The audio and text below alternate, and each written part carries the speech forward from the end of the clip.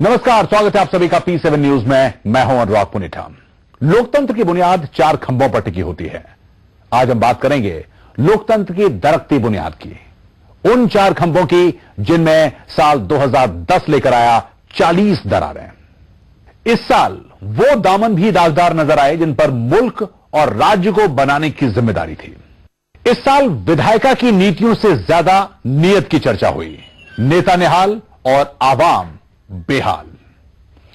इस साल छोटी अदालतों से लेकर देश की सबसे बड़ी अदालत पर भी उठ गए सवाल।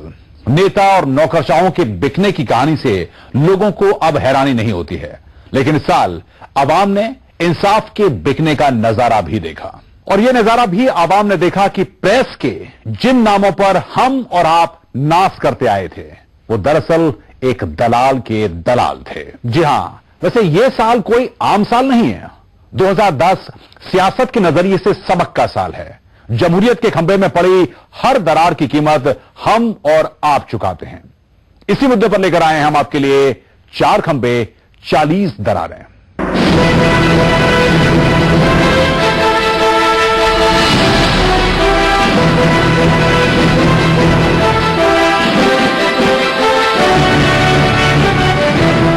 दरअसल भ्रष्टाचार और घोटालों के हिमालय पर खड़ी अपनी सरकार के बचाव में सोनिया गांधी कांग्रेस का महाधिवेशन बुलाती हैं और यह ऐलान करती हैं कि प्रधानमंत्री ईमानदार हैं। इतिहास में पहली बार जब सुप्रीम कोर्ट ने भी सवाल खड़े कर दिए तो प्रधानमंत्री को सीजर्स वाइफ के धर्म की याद आती है। हालांकि विपक्ष की कोई मांग उन्हें फिर भी मंजूर नहीं है। 2010 में देश की सियासत की कई बड़ी मूर्तियों की महिमा मिट्टी में मिल गई। देश को खुशहाल बनाने की सबसे ज्यादा जिम्मेदारी अगर किसी पर है तो वो है विधायिका। विधायिका यानी कि संसद और राज्यों की विधानसभाएं। यही मुल्क की तरक्की के लिए नीतियां तय करती हैं।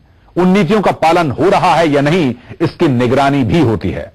लेकिन इस साल सदन में नीतियों की बात कम हुई, हंगामे ज्यादा हुए।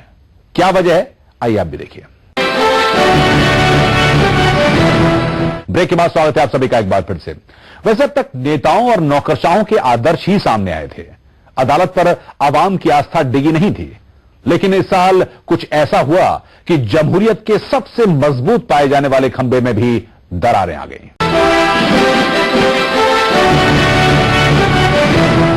स्वागत है आप सभी का एक बार फिर से हमारे खास कार्यक्रम में। नीरा राडिया, इस अकेली अनजान सी महिला ने प्रेस का वो बदरंग और बदनुमा चेहरा सबके सामने रखा जिसे देखकर भी डर होता है और चिंता भी। आपको यकीन हो या नहीं, लेकिन पिछले साल मई में यह महिला यह तय कर रही थी कि प्रधानमंत्री मनमोहन सिंह के मंत्रिमंडल में किसे कौन सा विभाग मिलेगा। और इतना ही नहीं, देश के सबसे नामी ग्रामी पत्रकार उसके एक इशारे पर किसी भी नेता या फिर नौकरशाह के दरवाजे पर उसका दूत बनकर जाने को कुछ ही दिनों में समझ जाएगा साल 2010।